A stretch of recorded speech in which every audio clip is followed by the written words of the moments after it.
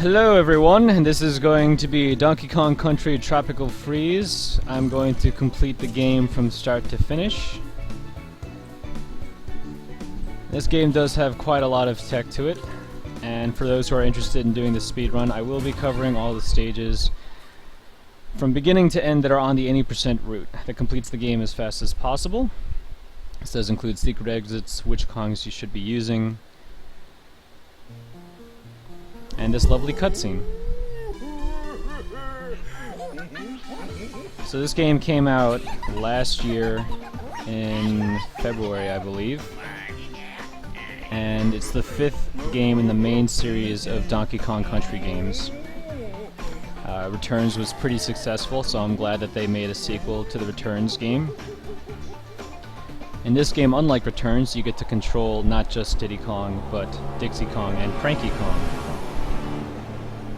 Although most of the time in single player you're going to be playing as Donkey Kong, the buddies that you use will be treated more as power-ups, with Diddy Kong giving you the ability to hover, Dixie Kong giving you the ability to flutter, and Cranky Kong giving you the ability to pogo with his cane. Because of the fact that Dixie and Diddy both allow you to hover in the same sense, Dixie's is better. It allows you to just move upwards at the same time. So it kind of trumps Diddy in all ways, which is kind of sad, but Diddy does get to be more useful in one other place, and that would be underwater, where his jetpack allows you to swim very quickly. Before we miss it, this is Frederick. He's the final boss, the Snowmad King. He's going to be ruining Donkey Kong's birthday. This game was, I believe, a tribute to Donkey Kong's anniversary. Which one was it? Well, we're very fortunate that Dixie and Cranky were caught in the mess because they're very useful Kongs when you're not underwater. Speed-wise, Cranky Kong is going to be the best Kong that you're looking for. He allows you to go the highest, but he's tied for that with Dixie. The difference being that Cranky's pogo doesn't lose the speed that you would from fluttering or hovering. Cranky's pogo also allows you to bounce on dangerous obstacles, which is pretty nice.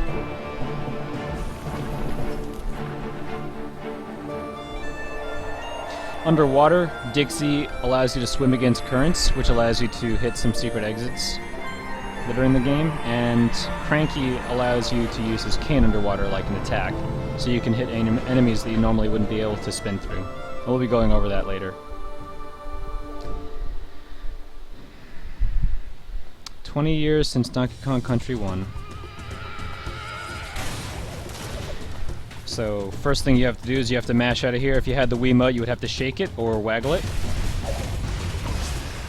And using one-player strats, you're going to start off as solo Donkey Kong. If you're playing with a friend, you'll be playing with whoever that other person chose.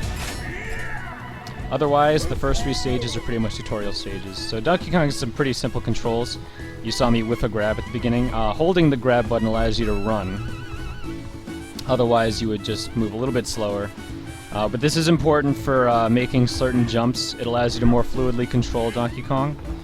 Otherwise, he really only has 3 buttons. It's grab, which is also run, jump, and slam. If you are moving forward while you press the slam button, you will roll. And if you jump while you're in the middle of a roll, you do a roll jump. And that's very important for the majority of this game if you're trying to go quickly. To the left, you'll see there's a small secret area. It's just a tribute to the game. If you slap, you get the original Donkey Kong Country return screen with a catchy beat and an extra life, which we're probably not going to need. So trying to keep in line with the speedrun route, if you're going to go straight from here, and you're using one-player strats, you're going to do a small roll jump, which will land you right around here, and then you want to roll as much as you can. Once you start sliding, you can't really stop that, so you need to try and get as much of your roll out of it as you can. Take a note at how far DK rolls, and you want to try and jump at the end of it, because sliding down will be pretty slow, so you want to jump as far as you can. One banana is pretty bad, but that timing changes later. Now, once you're underwater, DK controls very differently. I would say he controls like a Hot Wheels with lead. He moves very slow. And the direction that he moves in is based on the angle that he's facing. You do want to keep note of your air. but you cannot just roughly change direction. If you do, he will turn around and it takes some time. If you're moving quickly by doing a roll in the water, then you will swim really hard with a corkscrew. But while you're doing a corkscrew, you can't really change direction. It's really difficult to do so. And you have so much momentum going with you, the DK just keeps flying. Pressing A will do a breaststroke. This also cancels the corkscrew animation. So if you want to move quickly underwater, the best way to do it is to corkscrew, breaststroke, and you can do this back and forth relatively easily. Anytime you enter the water, anytime you approach the surface of the water at a high speed and sharp angle, you will pop out of it. If you don't want to pop out of it and you just want to skim the surface, you want to make sure that you are leveling out as you approach the surface of the water. Your corkscrew is also an attack, and that's pretty important. You're probably not going to be hitting this guy when you're passing by him the first time, but it's important to know for later on. So you enter the water, and the first thing you want to do is you want to start swimming toward the right. Now, when DK goes up into the air like that, it's called woohoo, and it is a little time consuming. So if you want to get like the most out of your time, you want to try and tap, you want to like hover near the surface and then tap up with jump, and that'll make you instead do a soft hop out of the water. Instead of hearing the woohoo, which is a little higher, it takes a little longer. So enemies will usually die in one bounce. You want to make sure that enemies are in certain spots when you're trying to do your speedrun. And this one had already spawned, but otherwise he would be right around here and you could use him to bounce up there. The majority of the speedrun aspects of this game are knowing the level route. Knowing all of your roll jumps will certainly get you far, and it's really, you come up with your own. Now with plugs, when you come up to them, first of all, what I did was I rolled up to it or I land on top of it. If you're going to roll to a plug, you want to tap left, which will stop you. See how Donkey Kong slides? When you stop is when you're able to grab again, because you can't grab while you're rolling. You can press it all you like, but it's not going to happen. If you roll and then tap left, which this platform's a little short, I don't know if we'll be able to stop in time, but it's a little difficult. Yeah, this one's a little too close. There is one coming up, though. With roll jumps, you can see that you can make a lot higher or greater distances. You don't need to pull this one open. You can just roll jump right off of it. And roll jumping also allows you to roll off of ledges and still jump midair, which is also very useful. So for this plug, I can roll and catch myself by tapping left. You tap left right as you get in front of it, and then you press grab immediately afterwards. Now, when you're grabbing a plug, although Donkey Kong will take a while pulling the plug like that, you can speed it up by jumping. Mash jump while you're grabbing a plug. And this first platform right here after the gate will drop, so you want to make sure that you jump over it.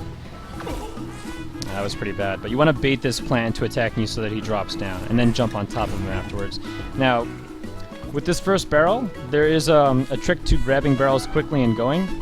If you try to grab anything, any barrel at all that you grab, you can break by rolling once it's in your hand. So once you grab it, just roll and you will automatically break it. But if you want to break it and keep going, as I was on top of that flower, I landed on top of the Diddy barrel. So I will grab it in the air just before I land. I'll press the grab button like right in the air, but like a little bit lower to the ground, which is a little hard to see. And then as I grab it, I'll just keep rolling from there. So grab, roll. So as you can see, Diddy allows me to continuously roll, which is very useful. And he also allows me to hover.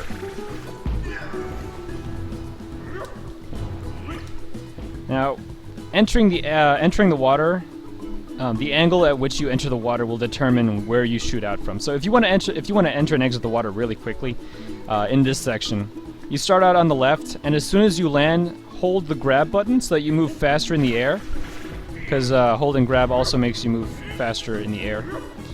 And then you want to hold right, so you want to make sure that you're holding grab and right, land on the leftmost side, and then hold right. This way you enter the water at an angle that you can pop out really quickly. If you enter the water too sharp an angle and you try to jump out immediately, you get that flip, which takes a lot of time. So you want to make sure that you enter the angle at you enter the water at a smooth angle, so that you can pop out really easily. And when you're angling DK, keep in mind that you have to look at his arms at how you're angling him. Make sure you get nice smooth arcs. So when you land on here, just quickly roll across. You only need to stop about here before you can slap. If you're holding the grab button, you actually do move further. So if you don't hold the grab button, you hold right. That's about how far you would move. But if you hold the grab button, you actually travel almost the whole length of the entire platform. So you can actually slap from about here, and you'll make it onto the next ledge. Oof! A little further than that. There we go. You want to just keep rolling from here. Plow through all the enemies. Now you'll see me grab this thing. See how long it takes? And then let it just go back up, grab, jump. You get this animation instead, which is a lot faster.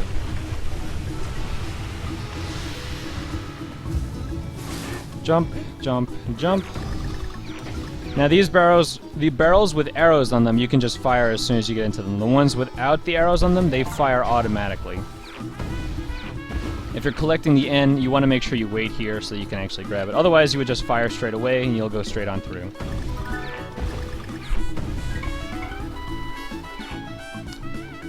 And again, you would fire like as you can literally just mash that whole section. You'll be just fine. You'll make it through without dying. There's no easy way to die in the first stage. Let's just grab this Diddy barrel just in case or anything. But otherwise, you would just keep rolling. This is also like, in case you lost Diddy, it's another pickup barrel, but it tends to show the fact that you can grab all these bananas and keep going. Plow through everything. Bounce. So now, the way I'm bouncing off of these enemies, I'm keeping all of my speed. And the way you do that is by tapping A when you land on the enemy, instead of by tapping it beforehand. Because if I tap beforehand, I'll just slow down with the hover. The hover will come out before I land, and I'll lose all of my roll speed. But if I tap A after landing on the enemy, it'll keep my speed, and it'll be as if I did a solo DK bounce, which normally without Diddy, that's how you would be bouncing off of enemies.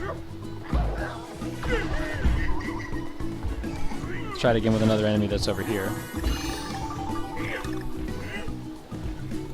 Let him jump around. Okay. I'll probably crash into another enemy on the way. Let's see if I can get him on screen.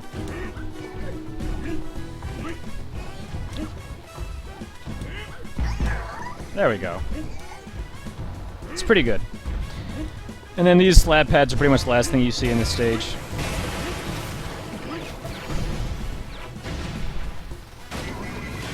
And there's the roll barrel. That's the last one. There's a secret over here, but don't need it. And this is also another example of like you either need a hover or you could roll jump and make it across. You don't need to hover at all.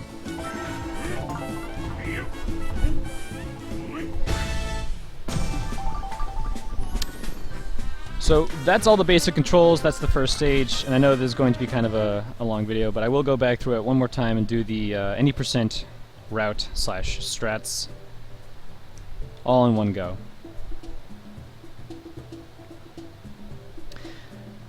The problem right now is that I have Diddy, and starting with Diddy would be kind of like cheating. So I'll try and not do that.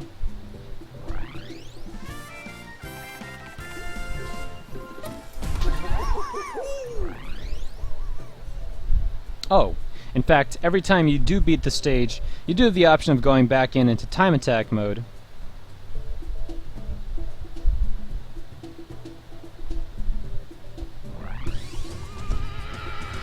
Which would skip the animation that you're doing right here, where you have to mash your way out of that. So I'll go ahead and do that quickly in time attack, because although time attack is sometimes different from the any percent route of the game, time attack would be actually pretty much an exact play on how this stage would work. All the 80% strats do strive to get the shiny gold time, and the shiny gold time is a hidden time. It's not actually displayed. You get to see what the gold, silver, and bronze times are like, but beyond the gold time is a shiny gold time that's usually a couple seconds faster.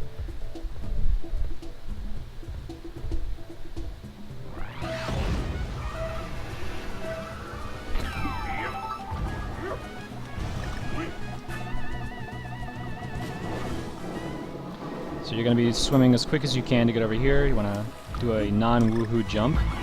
You want to bounce on the second enemy. I do a full jump, a tap roll jump, and a full roll jump, bounce off the grasshopper, pull the plug, jump back, and then you can do a full roll jump to get over the gap. I do 2 roll jumps here just so I can land right on the plug, jump over the platform that drops, bait the plant, grab Diddy. You want to jump as late as you can on these platforms so that they don't drop before you have the chance to roll. And although in Time Attack you can use other Kongs, I'm using Diddy because that's the one you would be using on the route.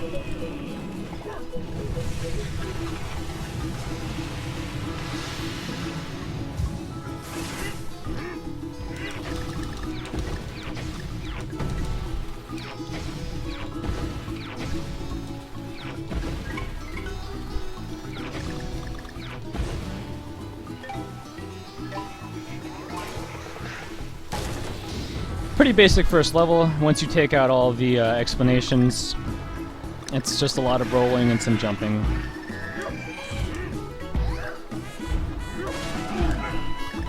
But it's a good way to practice all of the mechanics that you should have mastered by the end of the run.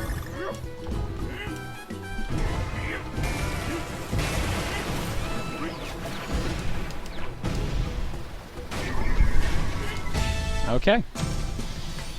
So 136.49, that's pretty much what I would average expect to be doing on the first stage. It is a shiny gold time. The gold time is 150.